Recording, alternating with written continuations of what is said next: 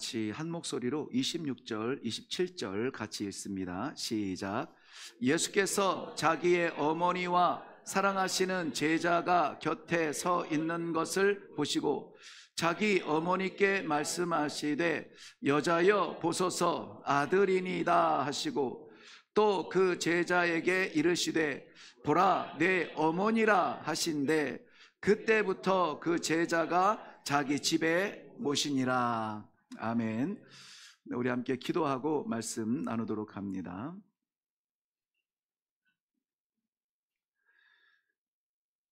감당할 수 없는 사랑을 우리는 경험하고 삽니다. 특별히 허락하신 우리의 어머니, 그 생명의 품을 기억하게 하시고 오늘 이 말씀을 통하여서 우리들에게 허락하신 이 새로운 믿음의 공동체의 어머니, 아버지들을 기억하며 기도하려고 합니다. 오늘 이 시간에 자리한 이 믿음의 한 가족이 마음을 합하여서 우리를 가족 되게 하신 아버지를 기쁘시게 하는 이 저녁 되게 하여 주시옵소서. 감사드리며 예수님 이름으로 기도하옵나이다. 아멘.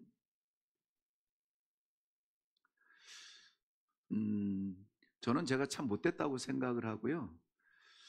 사람한테 인정받기보다는 맡긴 사명, 내 사명이 뭔지 생각하고 그렇게 사명 다하다가 가리라, 이런 생각이 좀 지배적이에요.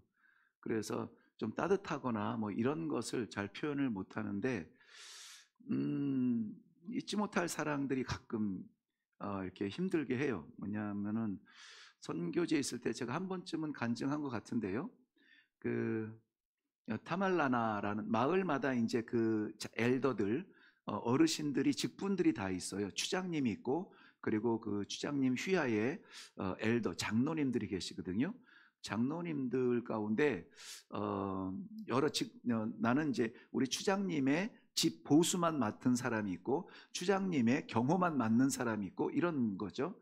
네, 그런데 그 중에 그 가운데 그 마을에서 가장 나이가 많은 사람을 타말라나, 이렇게 따말라나라고 해가지고요, 가장 어르신이에요.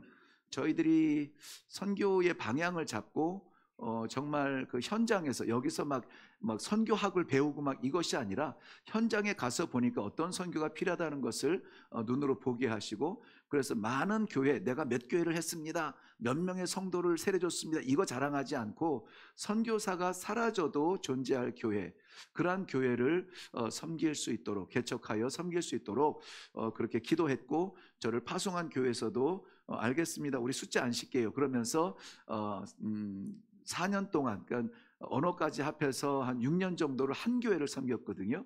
한 교회를 그야말로 100% 무슬림 마을에 들어가서 첫 복음, 그러니까 처음 이제 그리스도를 증거하는 그 전도를 통해서 그 마을에 첫 교회가 생기게 됐죠. 그러한 가운데에서 그 마을의 타말라나예요. 따말라나. 그 타말라나는 그 마을의 가장 어르신인데요. 그분이 평화의 사람이 되어서 저희들이 그 마을에, 낯선 마을에 들어가서 사역할 수 있도록 굉장히 따뜻하게 저희를, 체구도 굉장히 작으세요. 굉장히 작으시고 완전 마르셔가지고요, 그야말로 껍질 밑에 뼈, 네, 이 정도의 아주 왜소하신 분이에요. 이미 그때도 연로하셨죠. 근데 그분이 저희를 굉장히 따뜻하게 맞이해 주시고 항상 가면 이렇게 손을 잡아 주시고 그런 분이에요. 우리 교회 물론 그 첫 성도가 되기도 했죠. 네, 그 가족을 구원하기 위해서 굉장히 애를 많이 썼는데요. 보통 우리는 그 대가족 제도여서 모든 가족이 다 같이 살거든요. 최소한 그 마을에 사는데요. 와, 그게 이 무슬림의 그 종교성이 이 다곤바 부족의 부족성보다 더 위 차원이라는 것이요. 그러면 정말 죽으라고 하면 죽는 신유까지 해야 되는 그러한 부족인데, 교회에 가서 예수 믿자는 것은 끝까지 안 들어요. 그 아들이, 아버지는 완전 왜소해서 진짜 반쪽 같은데 그 아들은 또 막 기골이 장대해가지고 그 마을의 덩치가 아마 제일 좋을 거예요. 그런데 끝까지 버티는데요. 그 어르신이 주일에 안 보이면은 저는 깜짝 놀라서 교회에서 가까우니까는 가서 이제 신방하고 평일에도 걱정되면은 이제 뭐 일하다가 이제 뭐 자전거를 타고 이제 가서 신방하고 하는데 어느 날 하나님께서 마음을 주셨는데 신방하고 싶은 마음을 주셨어요. 그래서 이제 무조건 자전거 올라타고 그 땡볕에 이제 그 마을을 가서 신방을 했는데 정말 그 어르신이 그야말로 이렇게 시름시름이에요. 시름시름. 숨만 쉬고 계시면서 그 왜 나한테 얘기 안 했냐고 그 자녀들한테 얘기했더니 그냥 뭐 얘기해도 너무 아파서 뭐 할 수가 없다는 거예요. 지금 병원도 못 간다고. 그러면서 그분이 참 약해지면서 우리 권사님처럼 앞이 잘 안 보여지게 됐어요. 앞이 잘 안 보여. 그거는 그냥 일상이에요, 일상.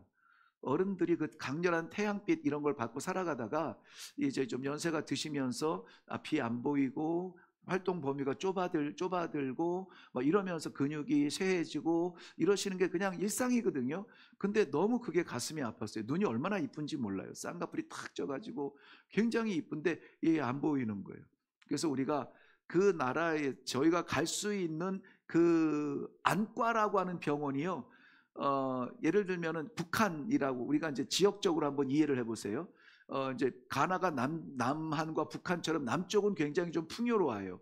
근데 북쪽은 이제 사하라 사막에 가까워지면서 이슬람이 많기 때문에 굉장히 광활하고 광야인데다가 피폐해요. 그러니까 그 북한 땅에 안과라고는 하나가 있는 거예요. 하나. 그리고 저희가 평안도 정도에 평양 정도에 살고 있었는데 저 끝에 함경북도 끄트머리에 완전 끄트머리에 그 안과 의사가 있다는 얘기를 들었어요. 그래가지고 그 어르신을 이제 저희 차에 모시고 그 병원을 좀 가보고 싶어가지고 차에 모셨는데 정말 얼마나 순수하냐면요. 차에 탔는데 어떻게 앉아야 되는지를 모르는 거예요. 그 뒷자리에 앉으셨는데 뒷자리 의자에 뒷자리 시트에 이렇게 앉으면 의자처럼 앉으면 되는데 그 위에 올라 앉아가지고 그 뒤에 있는데 고기를 이렇게 잡고 계시는 거예요. 그러니까 그게 편해서가 아니에요. 어떻게 앉는지 몰라서 차라는 것을 난생 처음 탔는데 어떻게 해야 될지 모르는 거예요. 이렇게 쪼그려 앉아 계시는 거예요. 그래서 그렇게 앉지 않으셔도 된다고 이렇게 편하게 이쪽 돌아 앉으세요 해서 이렇게 앉혀드렸는데 저희가 사는 데가 이제 그 광야라고 했죠. 그러니까는 오르락 내리락이 없어요. 그냥 지평선이에요. 그런데 이런 분들은 그 높은 것, 땅이 이렇게 높다 이런 걸 생각을 못 해본 거예요. 그러다가 한 2시간쯤 이제 거기 가려면 한 3시간 반 정도 이렇게 4시간 갔던 것 같은데요. 한 2시간쯤 가니까는 이제 다른 지형이 나오는 거예요. 근데 거기에는 굉장히 이렇게 좀 높은 산이 있어. 우리나라로 치면은 높은 산도 아니에요. 뭐 그런데 이렇게 구렁처럼 이렇게 돼 있는 거 있죠. 그래서 그분이 이렇게 보면서 옆을 이제 저희가 차로 이렇게 지나가니까 이게 뭐냐 그러는 거예요. 그러니까는 그 아들, 그 우리 동네에서 등치 제일 큰 자이언트 같은 그 아들이 딱 보면서 아주 점잖은 소리로 아버지 개미집이에요. 그러는 거예요. 개미집이에요. 아프리카에 보면은 개미집이 이렇게 땅 위로 이렇게 솟아오는 게 있어요. 진짜 큰 거는 한 2m가 넘는 게 뾰족하게 이렇게 올라와요. 그게 다 뭐냐면은 땅 속에 이 개미들이요. 흙 알갱이 하나 입으로 물고 나와가지고 그 땅 위에다가 올려놓고 이렇게 막 침 발라가지고 놓으면은 그 다음 놈이 또 들어가서 모래 하나 이렇게 들고 와서 또 이렇게 그러니까는 그게 어마어마한 세월 동안에 지어진 개미집인 거예요. 그러니까 흙이 그렇게 올라온 만큼 그 땅 속은 이제 비어 있는 거죠. 막 굴이 막 엄청나게 막 이렇게 비어 있는 몇백 미터 되는 거예요. 몇백 미터. 그러니까는 평지에 흙이 올라와 있다. 이거는 개미집밖에 본 적이 없어요. 그러니까는 그 산을 보면서 아버지 개미집이에요. 와 개미집 엄청 크다 이러면서 이렇게 갔을 만큼 그 순수한 어르신이에요. 정말 아이 같으세요. 아이 같으세요. 안 보이니까는 그냥 교회 들어오시면은 문이 옆쪽에 있었거든요. 강단이 여기 있고 성도 자리가 여기 있고 이쪽으로 들어오면은 그냥 이렇게 제일 앞자리에 이렇게 앉으셔요. 제일 앞에. 그러니까는 얼마나 저하고 이렇게 가깝게 저는 보이겠어요. 항상 보는 얼굴이에요. 그분 보면서 설교하고 그분 보면서 찬송하고 막 이랬는데 그분이 가서 보니까 쓰러져 가지고 그냥 이 신음하고 있는 거죠. 그냥 끙끙대면서요. 그러면서 가서 기도하고 제가 기도할게요. 우리 하나님께서 더 힘 주시고 더 사셔야 돼요. 더 사셔야 돼요. 우리 자녀들 예수 믿어야 되잖아요. 그러면 아멘 하세요. 아멘 하고 막 이러면서 했는데 이 나오는데 그때 같이 갔었나? 나만 갔었나? 어? 아니 안과는 같이 갔고 그 신방 갔을 때 나만 갔어요? 네. 아무튼 그래서 어쨌든 나오는데 그 아들이 뭘 이렇게 쥐어줘요. 그래서 뭐냐고 이렇게 깜짝 놀라 보니까 그 저희 다곤바 부족은 남자들이 머리에 모자를 써요. 이슬람 뭐 그런 것도 있고 모자를 쓰는데 단언컨대 비가 오지 않는 한은 빨지 않는 모자예요. 약간 천 같은 걸로 되어 있는 거예요. 그러니까는 항상 쓰는 그 모자인데 이제 누워 있으니까는 모자를 벗고 있잖아요. 거기에다가 기니 파울 알을 6개인가 7개를 담아 주셨어요. 기니 파울은 우리나라에서는 그 뿔닭, 날아다니는 닭, 날닭이라고 하죠. 예, 그래서 그 뿔닭의 알이 있는데요. 닭은 별로 없습니다. 우리는. 왜냐면 닭은 건강이 약해서 너무 빨리 잘 죽어요. 그 대신에 이 날닭은 굉장히 야생이기 때문에 튼튼하고 강합니다. 이거 오늘 아직은 제가 간증이에요. 아직 시작도 안 했어요. 이 간증하려다가 지금 이렇게 되는 거예요. 그런데 이거는 한 계란, 우리가 보는 계란의 반절되는 사이즈, 반절보다 조금 작을까? 메추리알보다 좀 큰 사이즈예요. 뭐 요만해요. 그런데 이 사람들이 단백질이라는 것을 자연적으로 섭취할 수 있는 거는 요게 전부인 거예요. 다른 거는 다 이제 뭐 옥수수라든지 뭐 나무에서 얻는 거 이런 거니까는 단백질 얻을 데가 없는데, 그렇다고 뭐 고기를 먹는 것도 아니에요. 뭐 1년에 한두 차례 뭐 잔치할 때는 얻어 먹는 건데, 그거를 여설과 이렇게 담아 가지고 아버지가 드리랍니다. 제가 굳었어요. 그 상태를 지금 제가 왜 이렇게 자세하게 설명하냐면, 내가 받을 수 없는 거를 받았다는 거를 얘기하는 거예요. 그리고는 거절할 수 없으니까는 막 이렇게 얼음하고 있다가 아무 말도 못하고 나온 데 쓰고 일단 뭐 감사 인사는 해야 되겠죠. 그러고는 그거를 들고 집에 왔어요. 들고 집에 왔는데 그거를 먹을 수가 없는 거예요. 먹을 수가 없어요. 어떤 건지 알고 자기도 지금 힘든데 그거를 줘서 못 먹었어요. 결국은 상했어요. 상해서 못 먹을 때까지 그냥 저희 그 장 위에 이렇게 장 위에 그야말로 모셔두었죠. 네. 얼마 전에 그 강원도에 사시는 그 한 분으로부터 소포를 하나 받았어요. 그 추운 겨울에 이렇게 잠깐 얻을 수 있는 고로쇠 물이라고 아시나요? 고로쇠? 굉장히 좋은 물이라대요. 네, 근데 저는 잘 몰라요. 그런 게 일단 관심이 없어서. 그 막 이 택배가 왔는데 막 굉장히 무거운 게 왔어요. 그래서 이게 뭔가 했더니 건강이 안 좋아서 강원도에 가서 칩거하시는 분이 겨울 찬바람에, 올해는 또 너무 추워서 어쨌든 아무튼 고로쇠물을 많이 받지를 못했대요. 그래서 오래 걸렸다는 거예요. 그래서 전해 들은 건데, 어떤 거는 미리 받은 거는 아마 좀 상했을 수도 있으니까 알아서 드시라고 하면서 그거를 이렇게 전해 보내왔어요. 고로쇠물을. 좋은 거래요. 저도 뭐 자연 좋아하고 천연 좋아하니까는 좋아하겠죠. 제가 아무리 좀 좋은 사람은 아닌데 못 먹겠더라고요. 음, 못 먹겠어요. 아직도 있어요. 근데 아직도 있다는 말씀은 못 드렸어요. 왜냐하면 마음 아플까봐. 요즘에 제가 좀 마음이 좀 두근대고 긴장되고 염려가 되는 그러한 분들이 계세요. 나라 상황이 어쨌든지 간에 뒤죽박죽이 되고, 음, 그 대통령이 어쨌든 그런 판결을 받고 어떤 강심장이라서 지나갈 수 있을까요? 표현하지 않는 것뿐이죠. 그것을 또 이겼다 어쨌다 뭐 함성을 지르는 사람도 있고, 그 안에 예수 믿는 사람은 없기를 바라지만 굉장히 참 지지하고 사랑했던 그런 사람들도 있죠. 저는 이제 뭐 그런 사건 사태를 보면서 어느 쪽이든 저는 마음 아픈 짐이에요. 이쪽이 이겼어도 또 마음이 아프고 이쪽이 이겼어도, 그러니까 어, 그 우산 장수하고 남학신 장수 아들 둘이 있는 그러한 그 엄마의 심정이에요. 근데 분명히 저는 이제 알 수 있는 것 같은 거예요. 얼마나 힘들까, 얼마나 힘들까, 얼마나 그 마음을 쏟았는지 알기 때문에 얼마나 힘들까 하고 어, 정말로 새벽마다 기도하고 있거든요. 회복을 위해서.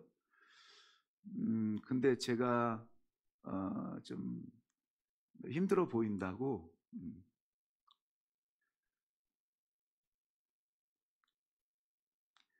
그런 거죠. 예, 그런 감당할 수 없는 거죠. 제가 받기에는. 네, 그래서 예배 이제 들어오려고 하는데 이제 그 얘기를 듣고 이게 제가 이게 이 뭐라 그러죠? 이 심신이 강하진 않아요. 아니, 심이 강하지는 않아요. 굉장히 약해서. 예. 네, 아무튼 좀 두려운 마음으로 기도하고 있습니다. 오늘 우리가 이렇게 시간을 보내는 이 시간은 예수님의 십자가를 향한 마지막 길인데요. 그 가운데에서 어, 십자가상에서 몇 마디 했다고? 일곱 마디. 예, 일곱 마디. 그야말로 이제 딱 생사람 올려놓은 게 아니라 때릴 거 다 때리고 막 이렇게 완전히 그 지쳐서 자기 십자가도 짊어지지 못할 만큼 녹초가 된 사람을 매달아 놓고 그리고 이제 죽기를 기다리는 그러한 상황에서 하시는 말씀 가운데 오늘 세 번째 우리 주님이 하신 말씀이에요. 그것이 그 십자가 밑에서 그야말로 어떻게 아들이 십자가에 못 박혀 있는데 그 여인을 보면서 여자여 보소서 아들이니이다 하고 요한을 소개해줘요. 그리고 그 옆에 서 있는 제자 요한에게 보라디 어머니라 하고 이렇게 서로 새로운 관계를 맺어주시죠. 사실은 요한도 예수님의 사촌, 형제쯤 되는 관계이기 때문에 그렇게 연결해줘도 이상할 거는 없지만 우리가 오늘 볼 때 내 어머니라, 마테로스, 이거 마더, 의 어머니다라고 이렇게 소개해주는 이 장면에서 예수님이 정말 그 마지막 고통의 자리에서도 잊지 못하는 그의 사랑의 표현, 이것이 사랑이 아닐까, 이것이 존경이 아닐까 하는 마음으로 우리가 너무 형식적으로 상식적으로 신앙생활하면서 주님을 너무 쉽게 부르는 것은 아닐까, 사랑합니다라는 말을 너무 가벼이 나누는 것은 아닐까. 정말 좋은 단어들이 많은데 너무 쉽게 만들어버려가지고 불러버려가지고요. 사랑이라는 단어도 저는 사실 쉽게 말하지 못합니다. 그 사랑한다라는 말을 했을 때는 책임을 져야 되는데 내가 그 사랑을 갚을 만한 그러한 존재가 못 되기 때문에 우리 아이들한테도 사랑한다 이 말을 잘 못했어요. 예. 왜냐하면은 사랑한다 말만 하고 애들은 떠나 보내야 되고 막 이런 상황에서 사랑해 하면서 꼭 안고 보냈어야 되는데 그 말을 못 하겠더라고요. 그만큼 제가 좀 이렇게 트리플 A형이에요.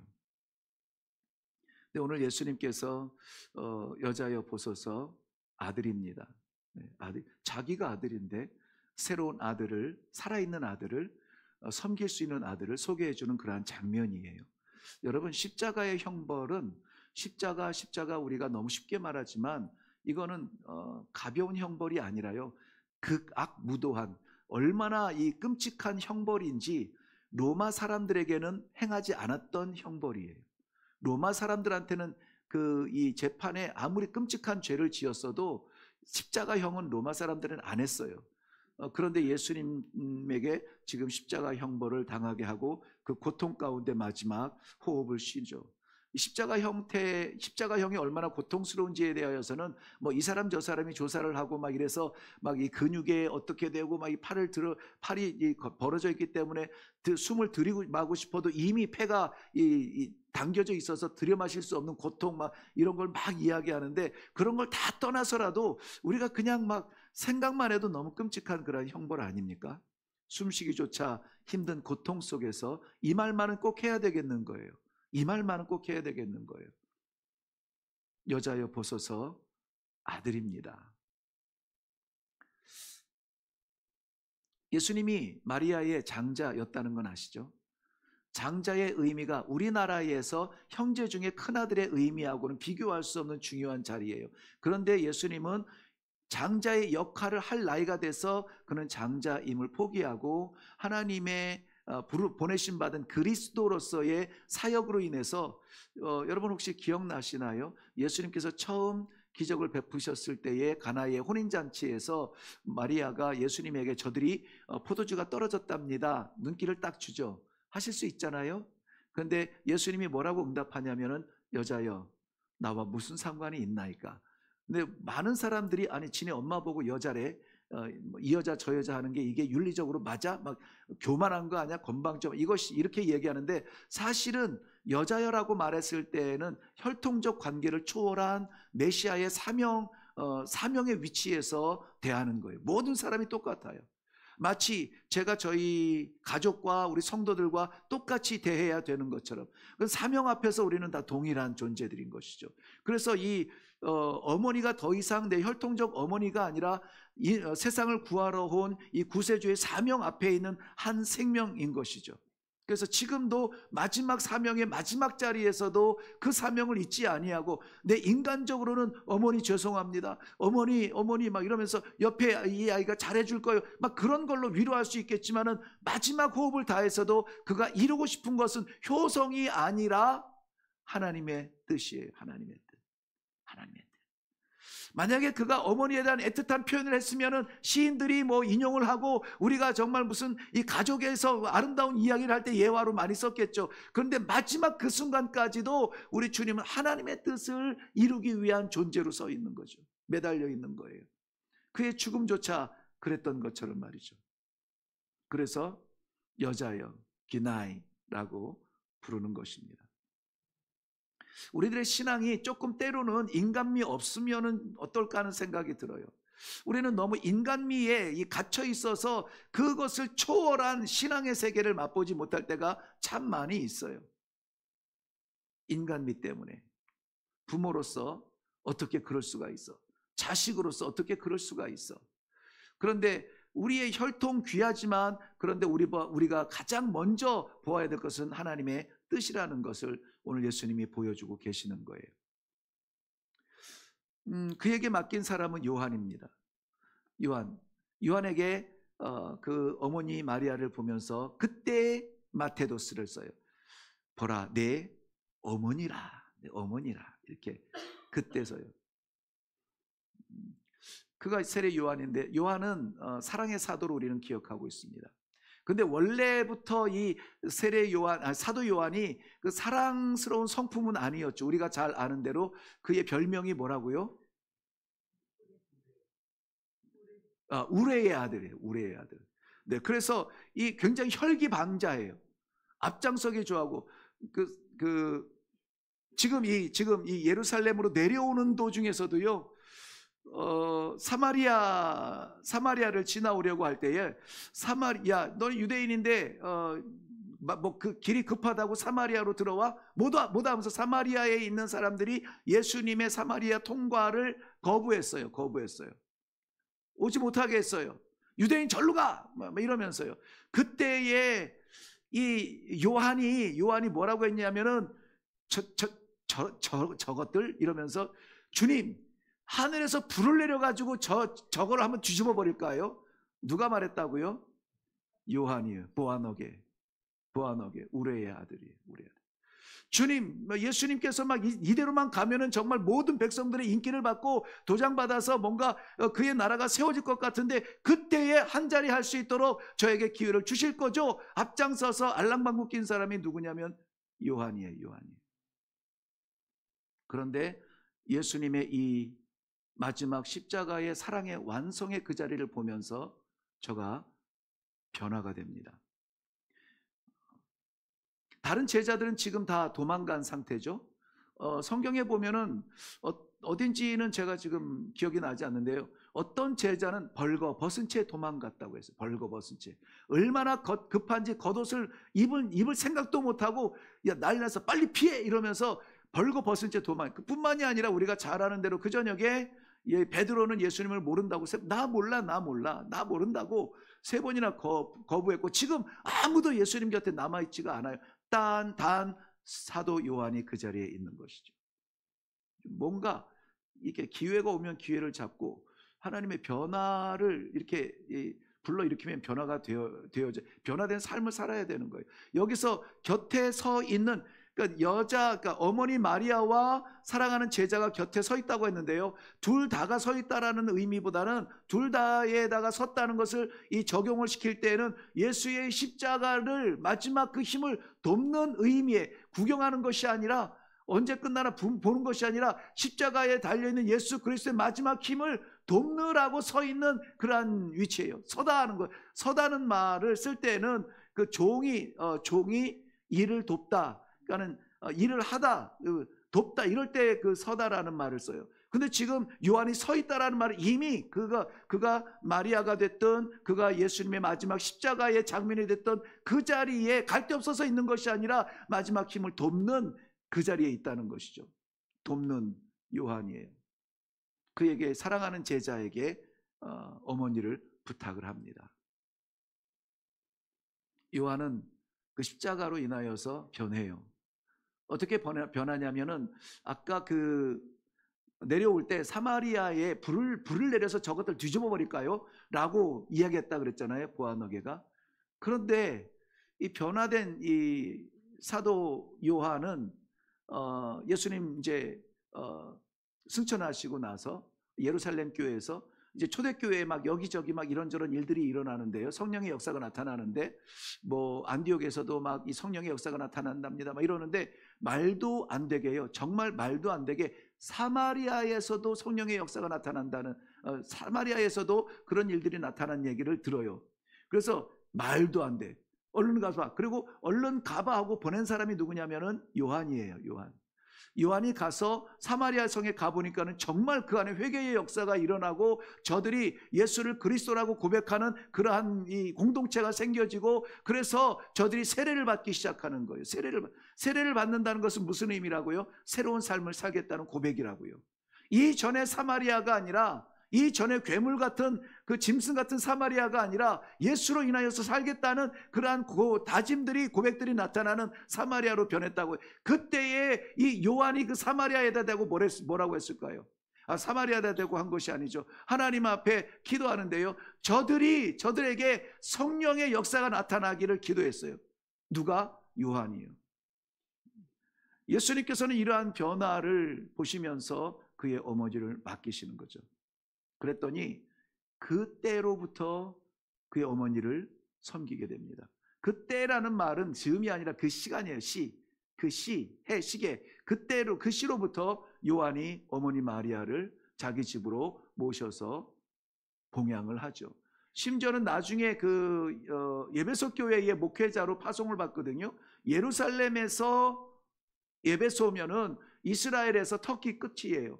거기까지 교회의 지도자로 파송을 받는데 어머니 마리아를 에베소 교회까지 모시고 가서 거기서 모셔요. 섬겨요. 공양을 합니다. 봉양인가요? 공양인가요?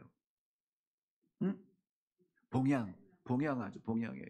그래서 지금도 에베소에 가면은 마리아의 유적지?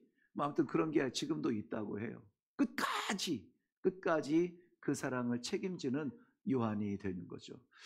우리는 이 말씀을 보면서 예수님께서 그의 어머니와 사도 요한의 관계를 새롭게 하신 것처럼 비로소 새로운 가족 관계를 선포하시는 거예요.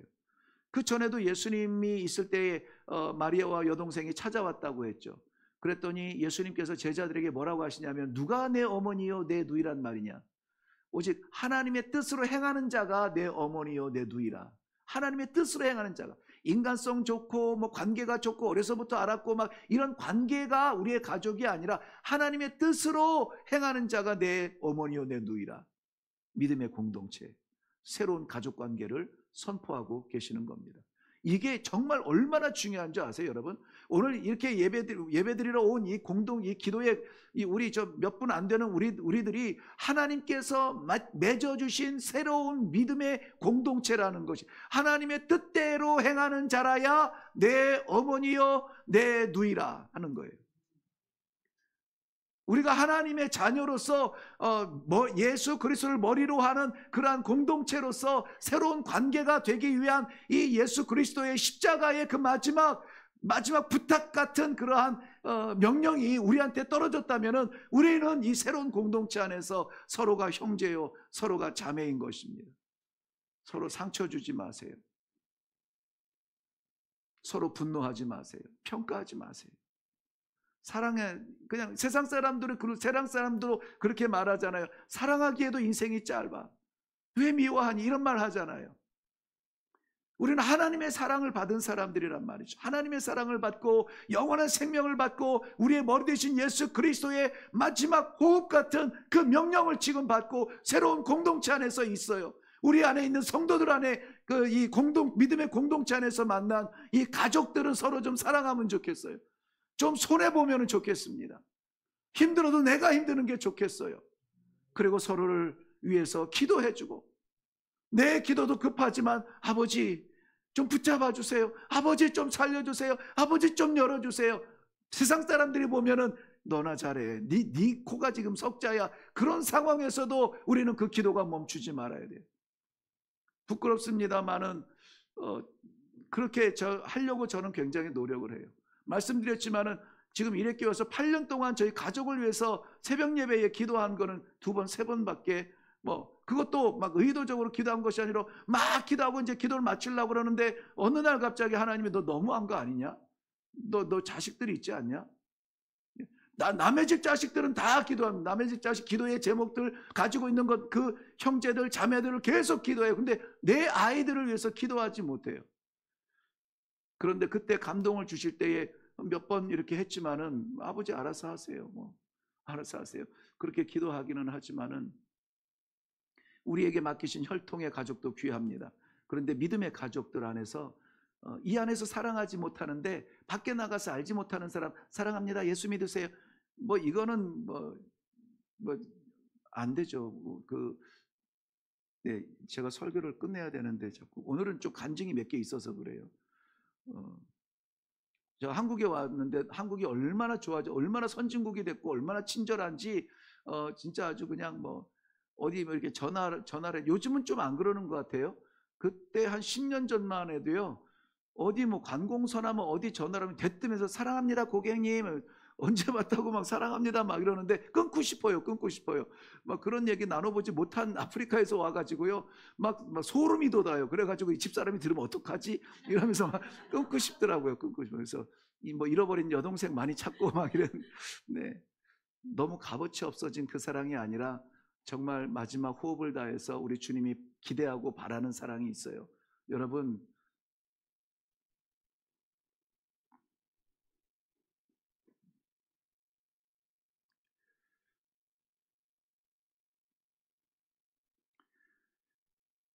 우리의 어머니십니다. 권사님의 자녀들이에요.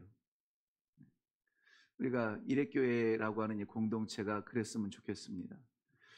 예수님의 내 인성으로 사랑하는 것이 아니라, 인성으로 존경하는 것이 아니라 명령의 순종만 해도 우리는 세상에 감당할 수 없는 사랑으로 똘똘 뭉친 그러한 가족이 될 거예요.